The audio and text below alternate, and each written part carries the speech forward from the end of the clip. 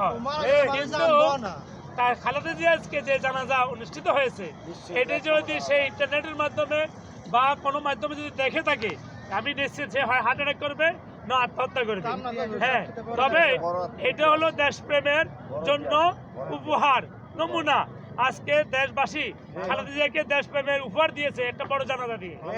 এমন জানাজা প্রত্যেকের কপালে জোড়ে না, কারণ আমি 3টা বড় জানাজার সাক্ষী হয়েছি ঢাকা শহরে। একটা হলো স্যার অধ্যাপক গোলাম আজম স্যারের জানাজা, একটা হলো শরীফ ওসমান হাদির জানাজা, আরটা আজকে খালেদা জিয়ার জানাজা। এই 3টা জানাজা আমি সাক্ষী। আর 2টা জানাজার কথা শুনি, এটা হলো কাজী নজরুল ইসলামের জানাজা আর আমাদের রাষ্ট্রপতি শহীদ প্রেসিডেন্ট জিয়াউর রহমানের জানাজা। এই 5টা জানাজা বাংলাদেশের সর্ববৃহৎ জানাজা আমি যতটুকু জানি, আমার জানা সত্যি। কিন্তু শেখ মুজিবের জীবনে জানাজা জুটেনি, শেখ হাসিনার জীবনে জানাজা জুটবে না মনে হয়।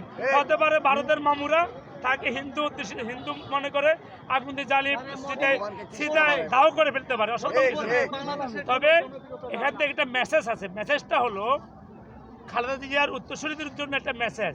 সেই মেসেজটা হলো, যদি ফ্যাসিস্ট শেখ হাসিনার মতো আপনারা হয়ে যান, আচরণ যদি আপনাদের এমন হয়, তাহলে আপনাদের কপালে ভারতও জুটবে না। শেখ হাসিনার কপালে তো ভারত জুটছে মামার বাড়ি, আপনার পালাবেন কোথায়? বঙ্গোপসাগরে পানিতে সুবে মারবো সবাইকে। এই দেশবাসী সবাইকে ভারতে তো পালাতে পারবেন না, বাংলাদেশে সে কি করবেন? থাকতে হবে। শেষ পর্যন্ত ফ্যাসিস্ট হলে হাসিনার চেয়েও ভয়ঙ্কর পতন আপনাদের হবে।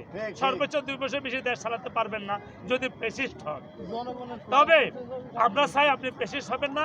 আর আমরা চাই জনগণের কাছে প্রত্যাশা যে বাংলাদেশে এমন একটা সরকার ব্যবস্থা আসুক যারা ভারতের সাথে কথার সাথে কথা মিলিয়ে বলিষ্ঠ কণ্ঠে ভারতকে প্রতিবাদ জানিয়ে ভারতের গোলামি মুক্ত হয়ে দেশকে শাসন করতে পারে। বিশেষ করে 54 বছর আমরা ভারতের গোলামি জিঞ্জিরে আবদ্ধ ছিলাম, এমনটা যেন আমরা আবদ্ধ না থাকি। আমাদের 71 বিক্রি করে 54 বছরে যারা আমেরিকা, ইউরোপ, কানাডা বাড়ি গাড়ি করেছে, তাদের তল্পা নিয়ে আমেরিকা, ইউরোপ, কানাডায় তাদের সন্তানরা লেখাপড়া করেছে, বিদেশে বাড়ি করেছে, গাড়ি করেছে, তারা কিন্তু আমাদের দেশে শুধু 71 বিক্রি করে খেয়েছে। নির্বাচন আসলে কোটি টাকা ইনভেস্ট করে ভোট কিনে নির্বাচিত হয়ে কয়েকশো কোটি টাকা বিদেশে পাচার করে। এমন লোককে আমরা ভোট দেব না, এমন লোককে ভোট দেওয়া থেকে আমরা বিরত থাকবো। যে লোক টাকা দিয়ে ভোট কিনবে তাকে তার টাকা নিব, কিন্তু তাকে ভোট দিবে না। ভোট দিব যোগ্য প্রার্থীকে, যোগ্য মানুষকে, যে দেশ থেকে পালাবে না, দেশের জন্য কাজ করবে, স্বাধীন সার্বভৌম রাষ্ট্রে অক্ষুণ্ণ রাখবে, এমন লোককে আমরা ভোট দিব। কোনো চাঁদাবাজকে আমরা ভোট দিব না, কোনো চাঁদাবাজের সাথে আমরা একীভূত হব না। আর তারেক জিয়াকে বলবো, আপনি যদি শহীদ প্রেসিডেন্ট জিয়াউর রহমানের যোগ্য উত্তরসূরি হতে পারেন, খালেদা যদি যোগ্য উত্তরসূরি হতে পারেন, তাহলে ভারতের লেজুর বৃদ্ধি ছেড়ে, ভারতের গোলামি ছেড়ে দেশকে স্বাধীন সার্বভৌম রাষ্ট্র হিসাবে দাঁড় করাবেন। তাহলে আপনার জন্য এসছে বিশাল জানাজা, এসছে আরো বড় জানাজা অপেক্ষা করবে। এই বলে আমি আমার কথা শেষ করলাম।